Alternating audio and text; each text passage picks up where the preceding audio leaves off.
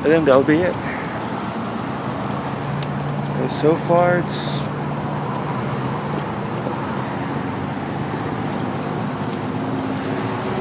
it's quiet, and I think they're here now.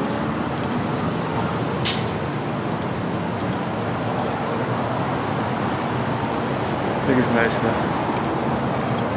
Hello, sir. Can I help you? What's that? Can I help you? I was looking around. Just Can I ask why you're filming our facility?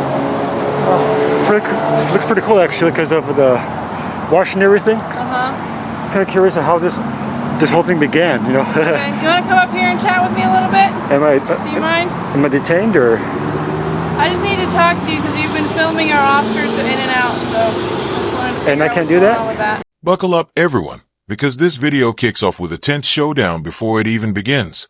Right from the start, the narrator sets the stage. A citizen is about to be handcuffed before any investigation even happens. We immediately sense something is off, the warning signs, the casual assertion that the worst officers often get promoted, and the audience is left wondering, what could possibly unfold in just the next few minutes? The tension is instant, and viewers are hooked, knowing they are about to witness a real-life confrontation with authority. Huh? And I can't do that? I mean, I was in a public area, so... Okay, what's your name? I don't want to give you my name unless I'm being threatened of arrest, so... Am I under arrest, or is it... You're not under arrest. What's your name? Why are you filming our facility? I just told you, I like the history around this place right here. Okay. Well, while you're talking to me, you got a baton here. I'm just going to hang on to it. Why are you touching me? While I'm talking to you, okay? Why are you touching me? It's for my safety while I'm chatting with you. Well, I'm here. Okay. I'm not going to do any harm with you guys. Okay. So, what's the badge number? It's 51079. And what was your name? What was your name? It's Sergeant Buchanan. Badge number? I already gave it to you. Okay. What's your name and badge number? I'm sorry, sir. I'm having a hard time hearing you. What's your name and badge number? Sure. My name's Officer Apodaca. My badge number is 100040. Alright. I just want to know why she touched me. I just walked out here. I don't know what's going on. I'm just over here doing a story. Okay. Trying to, you know, in a public area, try to record everything around here. I mean, I saw this wash right here, and it's pretty cool. You know, I don't know what this whole thing started. Like the wash is being here, or the police station was here first. That's all I was trying to figure out. To look around in public areas. Okay. So you touching me, The scene escalates quickly as our auditor encounters the officers. At first, it's a seemingly normal question. Can I help you? But the tension is palpable. Watch how the sergeant physically intervenes, taking the auditor's baton, while he calmly questions the legality of the stop. There's an immediate clash of perspectives. The citizen is asserting his rights in public, while the officers are asserting authority. By the end of this section, the sergeant makes the bold move to detain him, setting the stage for the high-stakes confrontation to come. I want to know why. Because you think I'm a threat? Because I'm doing the story, or? You've got a baton on your hip, sir. Yeah, it's for protection, not from you guys. That I'm safe and that you're safe. We don't have any trust me, issues. that's why I'm right here, Okay. you know, away from you. Okay. You know the house counter is from the west? Can you explain to me why you're filming over here? They're from the west. It's a white house. Because I like to film in public areas, so public area, right? Okay. Well, I'm going to detain you right now. So while we Oh my God. investigate, okay? Really? I don't know what's going on. In a public area, I'm being detained. Okay, I'm we're gonna figure that out. I don't want your camera to get broken. I'm just gonna hold on to it. I'm recording this incident as well. There's breakable stuff in there, you know that, right? I have more cameras in the backpack. Okay. This is ridiculous. In a public area. All right, Not we'll under figure out what's arrest, going but on. right now I'm detaining you until we figure out what's going on. Okay, I'm going to hang on to this while I'm talking to you. Alright, do not consider searches and seizures. Alright, he's going to hang on to your backpack. We're going to walk up here. I'm not considering any searches or seizures. Okay, I'm not searching you. I am going to pat you down for any further weapons. Do you have any more weapons on you? Yeah, we're just trying to start it. Okay. I have 3 boxes in my backpack just because of the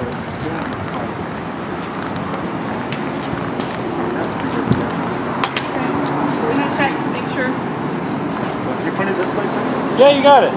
Mine's pointing this way too. You a First Amendment auditor or something? Public areas. The I hardest hear you. doing. I hear you. Vikings fan too. I know it doesn't mean much to you right now, but It's the first time I've ever been detained.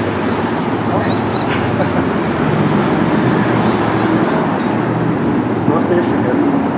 Well, you're on our facility. You're videotaping I police wasn't on the operations. facility, I was in a public area. So, I wasn't, you said I was in a public area. I was told you were over here standing on our property filming So this sidewalk over operations there? over here. Yeah.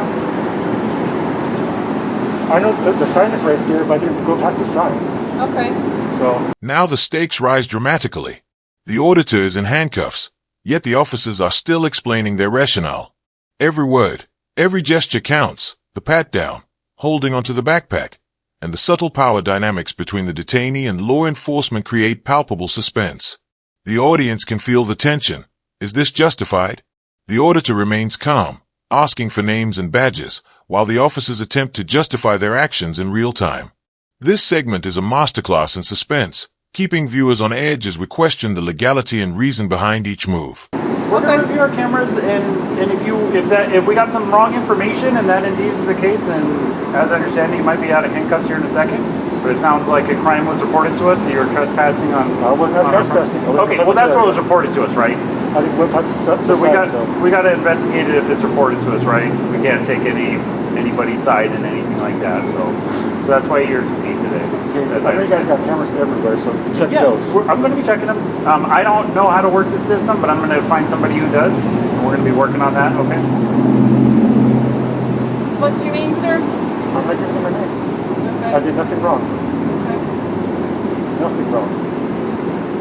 Okay. Right here, yeah, man. If you're just out here filming, it's obviously a public area. So can and you go you're back there on the track? So the track is public as well, but Yeah. what it sounds like was reported to my sergeant is that you are on our private drive past the no trespassing signs. While you're detained, I'm going to go verify that information, okay? I'll be right back, okay? Just need you to stand by. And back there, I was lifting that up so I could look over the wall. Sorry, say it again. I lift that up so I could look over the wall. That's about it. Look over this wall or? All over here, Okay. where the track is. Okay. I hear you, man. Here's where the drama deepens. The officers start explaining previous security incidents that shaped their mindset, people sneaking onto the property, scoping vehicles, but the auditor maintains a calm, composed stance, reinforcing that he hasn't broken any rules. This segment balances suspense and clarity. Viewers can see the tension between procedural caution and civil liberties, and the uncertainty keeps everyone guessing. Will this misunderstanding escalate further, or will reason prevail? Like you're able to do your first time auditor thing, man. I've talked to many people out here that have done that at this station, and we've had no problems. Sounds like what was reported to us is it was a crime. If there was no crime actually committed, and it was a misunderstanding or miscommunication on our part, then we're going to apologize and take you out of handcuffs in just a moment.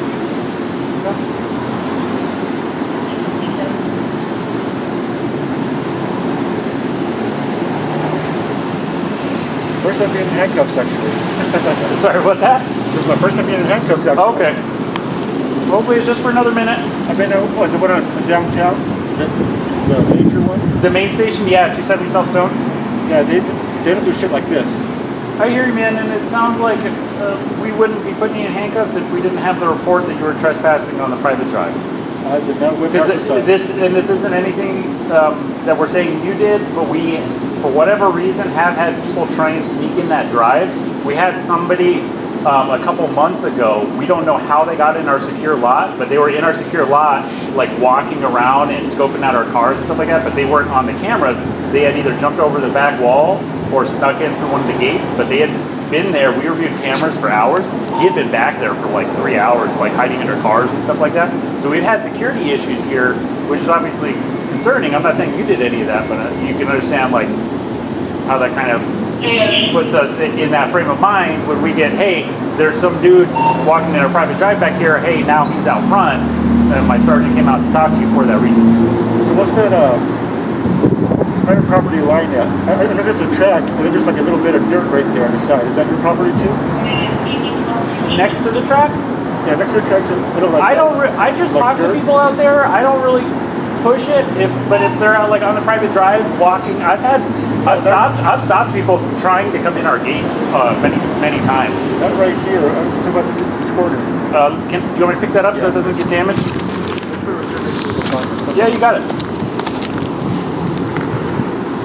Is there a way for me to set this up so I don't have to? Yeah, just put, you have the 3 legs right there? Oh, these are 3 legs? Yeah, 3 legs, just pull it out. Well, that's pretty sweet, dude. Yeah, Now we dive into the heart of the dispute, property boundaries. The auditor carefully explains he remained on public land, while the officers tried to reconcile reports of trespassing with what they see on site. Every detail, the sidewalk, the day path, the private drive, is scrutinized, and the back-and-forth dialogue ratchets up the tension. Viewers are drawn into the complexity of law versus perception, feeling the stakes as the misunderstanding threatens to spiral. Yet the auditor's composure provides a gripping counterpoint. I have the 3 rocks in my back. Yeah, so Well, it's not going to fall over like that, right? No. That's fine? that's fine. Okay. I don't want to damage anything. Do you think that's okay? That's okay. Okay.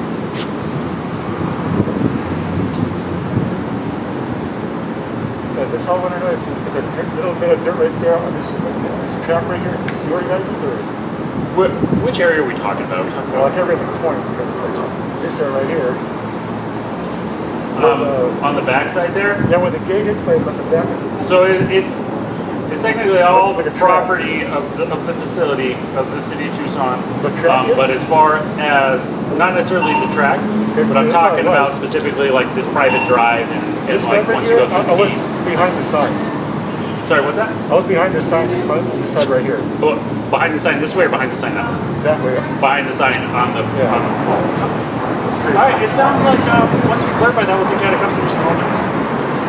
I'm fine with you walking around the whole station, filming everything. It sounds like we had a report that you were on a private drive. Obviously, she was too aggressive. Sorry, what's that? I said, obviously, she wasn't too little aggressive. Okay. Like I said, man, I had just walked up, so I don't really know what happened before I got there, right? I just heard her say on the radio she was out with somebody on the front gangplank or bridge or whatever, and I just came out here to make sure she was okay. I didn't know what was going on. So whatever she got before I was involved, she got before I my was stuff, involved. you can't do that. Unless it's probable cause. Suspense peaks in this segment as officers attempt to verify the claims through witnesses and camera footage. The audience senses the uncertainty. Will video evidence vindicate the auditor or justify the detention? Each officer's explanation, combined with a careful attention to procedure, keeps viewers on the edge of their seat. Even small details, like badge numbers and camera angles, become tension-filled clues, adding a realistic, investigative layer to the encounter that keeps eyes glued to the screen. What's that? Unless you grab my stuff, you can't do that. Well, you can be detained for reasonable suspicion, but it What's sounds the crime, though? That's my trespassing. question. That's what we had reported to us. I trespass. Well, Have it all if you camera, indeed did too. not trespass, or even if you did, we might just warn you. If we look up on cameras, I'm not saying you're lying. I'm just saying, I mean, I was pretty much up the curb. for instance, we looked on cameras and saw you. Oh, you were actually past the sign. Oh, You were close to the. it's not a sign, I'm but just the giving you curb for right there. instance. We're just having a conversation, right? So. I can even show you guys We about end up talking to our witness or whoever told us about this, and they say, "Oh, he was past the thing, past the sign." We look at video cameras, see you're past the sign. We might just tell you like, "Hey, don't do that again." With the amount of handcuffs, I can show you guys where I was. Okay. I hear you. We're trying to talk to the witness to try and speed that up. We're trying to get you out of cuffs as soon as possible. Ridiculous.